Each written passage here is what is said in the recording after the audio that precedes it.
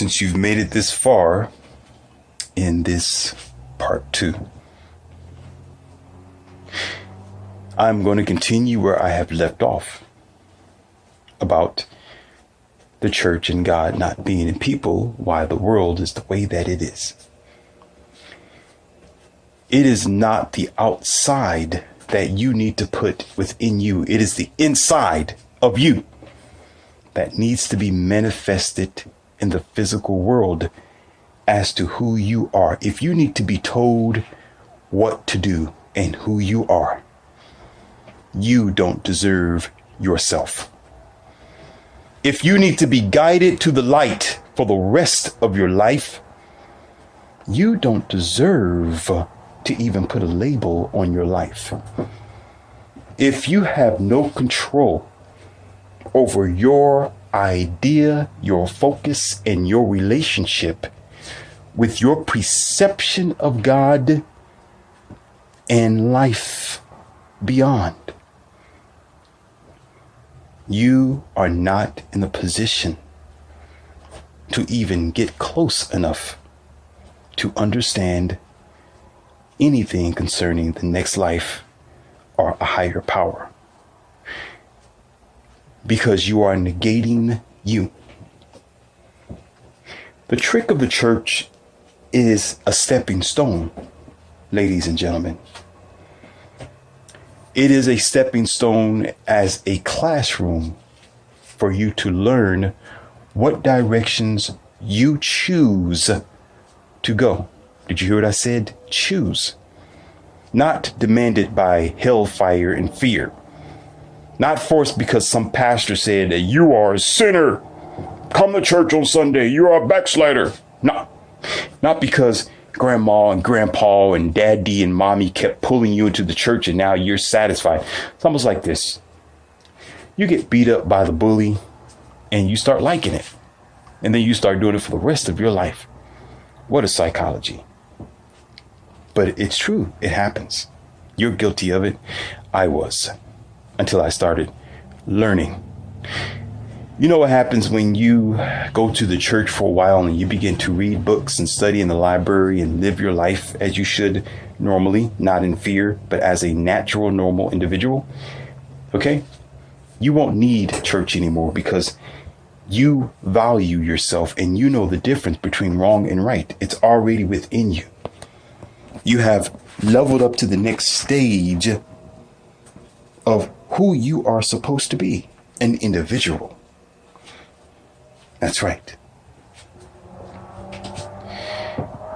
It is not the lack of church nor Godship, as some people may think, which has caused the world to be the way that it is. It's called the lack of instincts. It's the lack of internal perception. It's the lack of connection with nature and the universe. It's the lack of hearing that voice. Listen to what Morpheus is saying. If you're not prepared for this, if you still have an argument after what I'm getting ready to say, okay, don't waste your time with my audio. This is for the graduate people who aren't interested in being bound or limited. These are for people who know that they are the evidence of life, not you who can't even comprehend that. Now listen, because of bad foods, because of your American lifestyle, because of the programming around you, it's to distract your perception. It is to make you think something is there and it is not. It is to put blinders over your eyes. It is to cheat you out of you being the better you. Now, I am going to use this emailer, thank you, you two couples from North Carolina, to attach it to the subject of what I was discussing in the first audio. 2 words that you must understand that some of you think is a joke, because see, you got money to take care of this issue, this bad itch, Some of you think that your life in a successful lane of the matrix, you don't have to deal with this issue, but you are the issue and you don't know it. It is called planned obsolescence. Planned obsolescence. That's right. Planned obsolescence is when a thing basically is planned to either self-destruct, deteriorate, go bad, break down, become less of quality, lose its luster, decrease, recede, all the above. Or you can say something that is no longer good for itself or anybody else. That's planned obsolescence. At birth, in school, in the systems, in practically almost everything, even the car industry, the cars that you drive. I am not going to say any names, but I have on some of my other audios and will to come. Manufacturers making cars on planned obsolescence so you can keep bringing it back to who? The manufacturer, the salesman, to the mechanics. To make what from you? Money.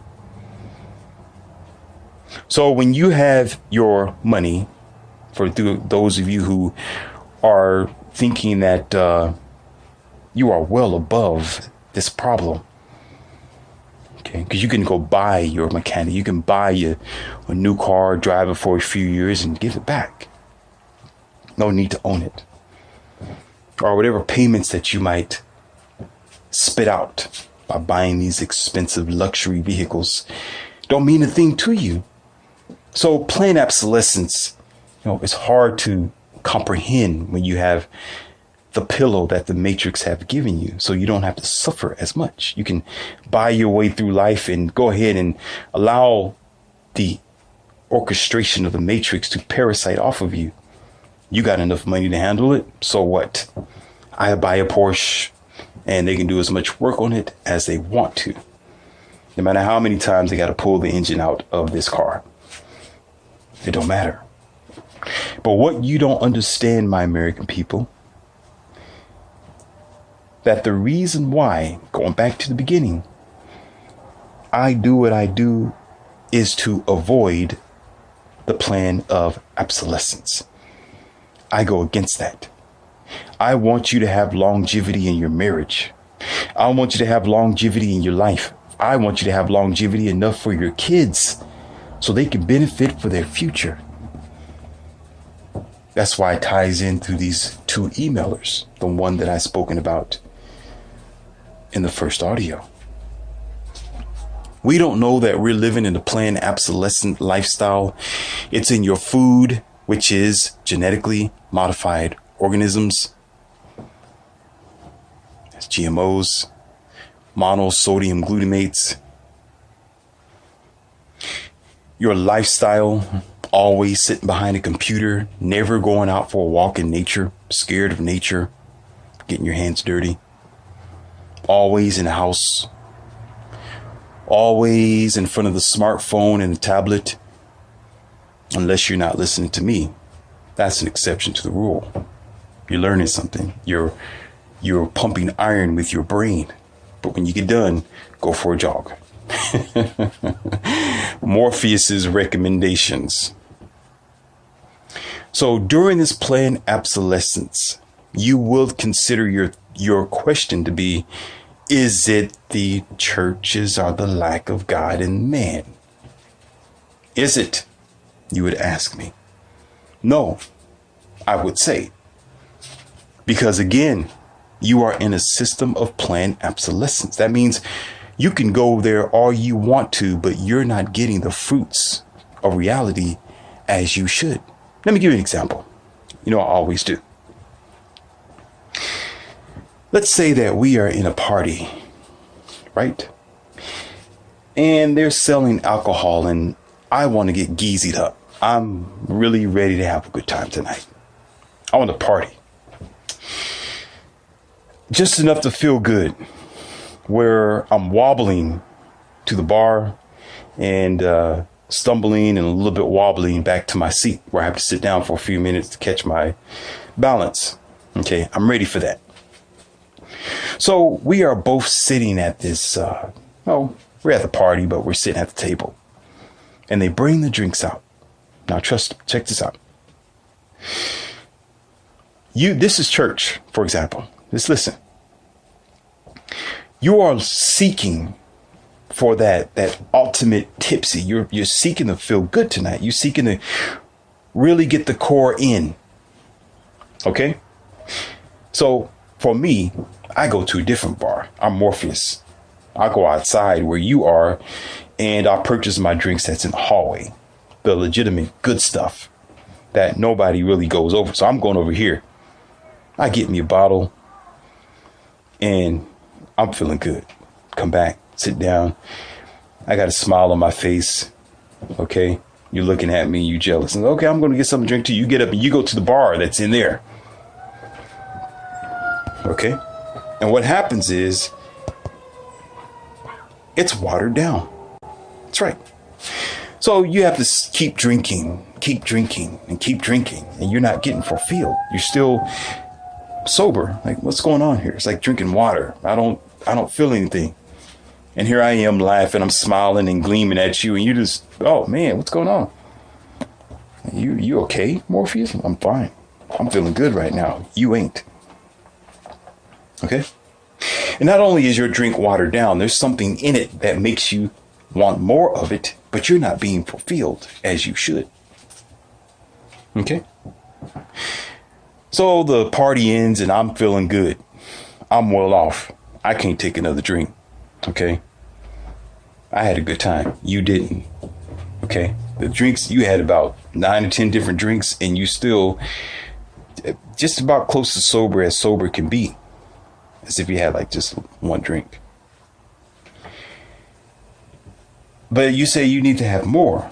Now, here's your reality with this. Check this out. Here's the church. This is what ties into it. This is why I brought this in. In your church, you're looking for fulfillment. You're looking for answers of the heavens and the earth. It's not in there. That's myth. Okay? It is a story. Yes, I'm telling you like it is, whether you like it or not. It's something someone else made up, not you. It's something that you brought. No, excuse me. Let me take that back. Let me rewind. You didn't buy it. Your parents brought it and shoveled it down your throat. And you have accepted it over a period of years. It's been around for a long time. So you say, how can we not believe in it? Because it's been around for a long time to the point to where it's been beat in the head of society. But yet you have to keep going back to have a sense of fulfillment that you're not getting fulfilled. You have to go back and keep purchasing more of your time, more of your energy, more questions, more unfulfilled promises and prayers while you're constantly suffering. Okay. And you don't know why. So you can keep coming back for more with the planned obsolescence, the plan to keep you coming back, to keep their light bills on. So you can be a member. So you can believe in the story that's been around for a long time, yet be unfulfilled while I am fulfilled. I've been fulfilled for how long now? It's been so long, I can't even tell you. But I've never been the best of myself until I put that Bible down. Until I shut religion out of my door. Until that time, I was limited, really. I didn't know the things that I am saying now. I couldn't see nature for what it is. I couldn't see the idea of planned obsolescence that your system have in store for you around your country to buy something that's going to eventually break so you can be a forever customer. I thought people were nice. I thought people were kind. I thought you buy a product, it's going to be good, right? Then you got people who tell you, well, you buy what you get. Okay. Well, that's okay. I used to agree with that. I used to. Until I thought about who's making the product. Another human being. Or either that or they made a machine to make the product for you. They still designed it nonetheless. And you buy it and they say, well, there's several brands of this. You get the premium, you get the middle, or you get the standard. And the standard is crap. You understand? And then you get it and it breaks down. Oh, 1 year warranty. And you get the third one, which costs a little bit more. And now you got a either lifetime warrant guarantee or a 5-year warranty, whatever it is. And you never stop to think, wait a minute, why not just give me a product that works? Why do you have to have it? Why should it be where there is an option of giving me something that's generic and ridiculous versus something that is the best because I have more price on it? Now, your businessman might tell you something differently and they'll come up with all sorts of excuses. Oh, it's just business and numbers and, keep the product in the very, yeah. We've heard it all across America. We've seen their brand for years now. Okay, definitely with their cars, Fiat, Chrysler, some Chevys. Don't make me go there. Don't make me go there. First versions of Fords. Okay, GM products. Oh, we just, No, they want to keep a job. That's what it is.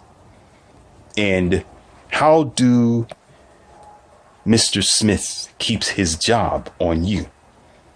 By playing obsolescence. Because when your marriage fails, Mr. Smith, you got to go to him to fix it. Right?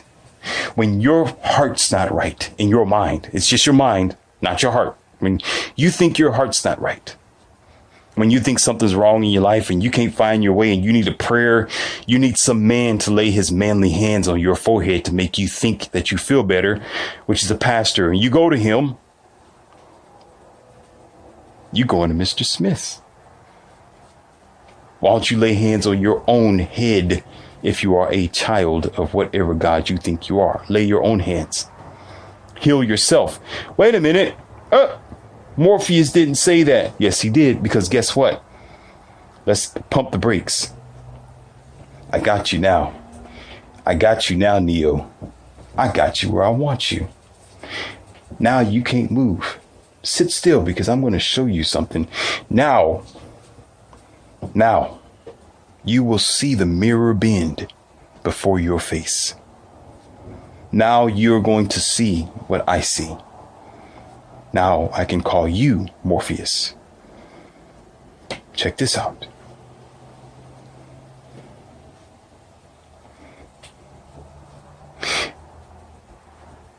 You know how the universe and the real God talks and teaches you? Not by men, by you, by nature, by science, by your instincts.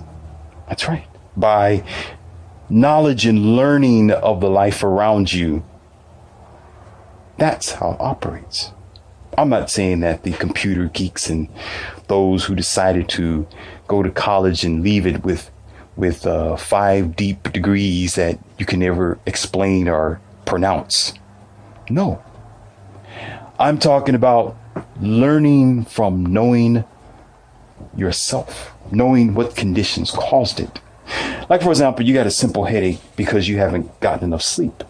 Some people do this, and we have all been guilty of this. But this is the most simple example I can give you. Because sometimes I got to do that for some people. Not for you who's listening, but there are those who are on the back of the bus. You have a simple headache because you didn't sleep well last night, and you've been eating the wrong food all week. So now you're having heart palpitations. You ate the wrong foods. Hello. You've been eating bad sugars. And now you have high blood pressure because you are constantly eating heavy grease food. Back and forth church's chicken, KFC, don't get me started. And then you're like, oh, I need prayer. I need prayer. I need to go to church and get prayer. And then you hear Morpheus, because I do have more audios coming concerning health and foods. So stand by. I have it coming, because you are my most valuable asset. I will always say that until you realize that. Now listen. So this apparently woman or person will go to the church and say, I need prayer. Lay hands on me because I haven't been feeling well all week. I'm having heart palpitations. I need to go ask the doctor to help me. Before I go to the doctor, I need some prayer because I don't want this to be, feel like I'm going to have a heart attack. Why am I having a heart palpitation? Why? I feel like my chest is getting restricted. I can't breathe. I'm losing energy. I'm getting pimples on my face. What's going on? And you hear my audio log, or maybe even somebody else's. There's plenty of people talking about health and foods and medication and vaccinations. The list goes on. And they're telling you that you're eating the bad food. They're telling you about vaccination. They're telling you about you should not be eating certain foods and eating before bed. Get plenty of sleep. Drink enough water per day to hydrate yourself. Okay? It's not always 8 glasses of water. Okay? That's a myth. I know that. I'm a physical trainer and I'm into health. If they ever tell you that, laugh in their face. Everybody do not need 8 glasses of water. We're not made the same. Your body weight is different. I may be 250 pounds. You may be 110. Okay? Now, just drink enough to keep yourself hydrated. All right? That's all you need to do. Enough to keep yourself hydrated. And make sure you drink water, not popping juice. Anyway, getting back onto it. So you know these things, yet you go to the church and say, I'm going to get some prayer. But what has been given to you already? The answer was given to you already. Why are you going to the church? It's called ignorance. It's called the lack of knowledge. It's called not really hearing or seeing the true nature of what a true universal God would be, which is knowledge. I'm not talking about book knowledge that you get from man in his college. I'm talking about the knowledge of life, of instincts, of nature, of knowing you, of saying, well, maybe I need to get more sleep. Let me rest up. Let me change my diet. Let me go for a walk. Instead of sitting down watching Netflix for a good 2 or 3 hours when I know I should be getting up and putting this bag of Doritos down, even though it tastes cheesy and good. All right. So this subject spans to pretty much a lot of other things. It's the apparatus of things. It's not limited just to your health, like the things like changing the economy, changing your world, changing how your children dress and act, changing your finances, changing your job, strengthening yourself, putting the crown on your head instead of trying to put the crown on everybody else's head. Love yourself better. Do what you can. Pay attention to the outside world. It's things that you can do on your own. It's been in you the whole time. But yeah, you've been going to the church asking them what you can be doing. Why are you asking them what you should be doing for yourself when you should already know? The fact is you don't know. So guess who wins? Somebody you already know, Mr. Smith. You are on the track of planned obsolescence. And let me tell you what blocks all that. When you are living that life, that's what blocks your ability to see, because it is on a path of planned obsolescence. When you are eating bad, when you are in the wrong circles, when you aren't concentrating on the right information, when you are just doing what everybody else is doing. Oh, I'm going to dress like this because they're dressing like that too. I'm going to walk like this because they're walking like that. I'm going to talk like this because everybody else is talking like this. Well, why don't you go the opposite direction and see what happens? You may be alone for a little while, but you'll live better. Trust me when I say this, Neo. They may not accept you. You may be odd looking, but let them. Yeah, you will be the odd one while the rest of them jump off the cliff. You'll be the only one alive and living today. I had an experience myself And funny thing, I was invited out to a dinner. It was a dinner meeting to discuss some things. Okay. And during the dinner meeting, they started talking about the presidency and the politics type of thing. Okay. In the middle of it, I just got to say, okay, I have things to do. I'm gonna get up and go, and I'll see y'all later. And they're like, well, we're only halfway through this. Why are you leaving? Why are you leaving, Mr. C? Why don't you stay? This is not my conversation. I'm gonna go somewhere else. I'm gonna find something else to do. And of course they were just like, this is kind of, why are you leaving? I don't understand. This is, came all the way out here. Why would you just like, this is not my circle. I don't talk about those certain. That's what you talk about. That's your decision. If you want to talk about politics, have at it. That's not my circle. I'm not interested. And lo and behold, they found that to be a great time to try to debate with me.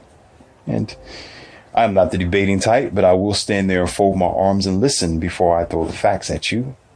That's what debating is. You just give facts. You say, okay, this is the way it is, and I'll understand it from this atmosphere.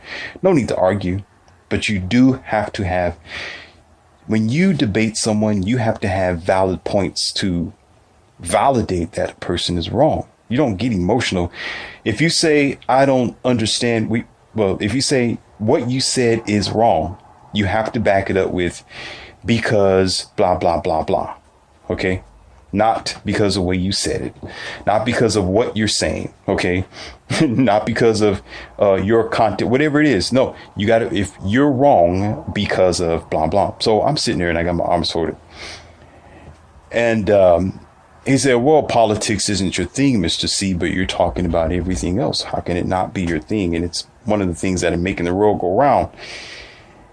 And I put my hands on the table and looked them all in the face.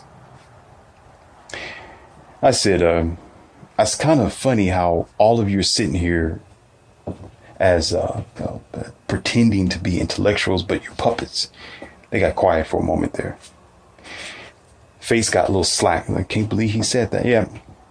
And I'm just like, because, you're telling me that that's what makes the world go round, the politics, and you worrying about whatever the government is doing and everything around you. I said, y'all need to be talking about what you should be doing, not about the president, not about what's going around in their whatever protocols that they come up with, or the politics with the stories and the entertainment ring playing puppet and puppeteer. You're sitting here for an hour and a half or so, wasting your breath because you're not going to change what they do. The only thing you can change is what you do at home. I'm not going to sit here and talk about politics because I am my own leader. I think for myself. I operate for myself, and I live on my own orchestration. Okay? That's what makes the politics so interesting. And those who may be affiliated with the government laugh at you because you make yourself a fool sitting here talking about something you can't change as an individual. You complain all you want to. Use a wise man's saying and route. He says, change what you can change. Leave the rest be. With that note, I just got up and walked away. Got a call back from them a couple of days later, and they told me that they ended up in an uproar. They ended up in an uproar sort of argument at the table after I left with the politics. They're talking about who was the better president, what the president is doing, the politics here, politics there, and they went back into history. It was just a roundabout circle, as they have described it. And the one individual I was talking to, they said, you have a very open mind, and I like the way that you talk. It makes a lot of sense. I didn't think about it at first. I was kind of upset. But It makes sense about what you're saying. Makes sense. I have to elaborate with them, and I can share with you, my married people, with that small story. Okay. It's basically this. At the end of the day, you are responsible for what you decide to do with whatever is around you. Where you have to take the reins of your own freedom and liberty to guide and control yourself. Whereas there may be a government, where there may be politics in the world, or however they function. But it doesn't matter when you still have the opportunity to control and think for yourself. End of story. Because either way you look at it, there is one thing that we are all going to need to learn, and that we are in planned obsolescence by birth. And the way to get out of that is to dissect it, is to learn how to live better by the eating better, not purchase better things. I know some of y'all think, I'm just going to buy some else. Yeah. I know what you do. Well, if I get tired of it, I'll just throw it away. If I can't put it in the shop and get it fixed, I'm going to go ahead and, Maybe you got the money to do that kind of stuff. Not everybody does. Okay. But it's still, that's not the limitations of your planned obsolescence. It's entire lifestyle. That's a planned obsolescence. And you'll be the first one to line up for vaccination, or wrap yourself around McDonald's. Okay. Or consistently, on a constant basis, allow the autonomy and the push button electronic lifestyle to create computers that's going to take over your child's future eventually, because they're working on putting computers in small time jobs and in some good jobs that your children, or maybe you yourself in the future, might need. But yet there's going to be computers sitting there, because we love nature so much, because you are such a prized human being here in America, because you are so important. The corporations are going to trade you for a computer. How about that? Okay. Buy yourself around that when that happens. Okay. And as wonderful of the cruise ship that you think you on, okay, it's not all about you. You need to think about every other child that may not be as fortunate as you. There are children out there who may not be of your flesh and blood, but they have to suffer for your kindlessness and lack of compassion for them, because you're on a cruise ship through life and you got it made. What about them? Now, I know some of you, I've heard the lectures. I've heard what y'all said. Well, I've made my money through hard-earned work. I've worked ever since I was 12 years old, and I put the work in. Yeah, excuse. Not to be compassionate, not to help, not to be concerned with somebody else or some other person and lifestyle of other people. That's a really big excuse, because you're not God. Everybody has a different destiny and a different lifestyle that they was forced into on a usual basis. They didn't have a choice. They was brought up in the world with two parents that was ignorant, or who got married too soon. Hello. Or who didn't really want kids, but had kids because she was trying to find a financial retirement plan from her husband, and just so happened to have a couple of kids involved who are now teenagers. And just because they're teenagers functioning in your 20, 21, 25, 26 world, okay, that doesn't mean they're not hurting. Because they'll still go through something for the lack of ignorance. Or should I say, for the lack of compassion and more on ignorance.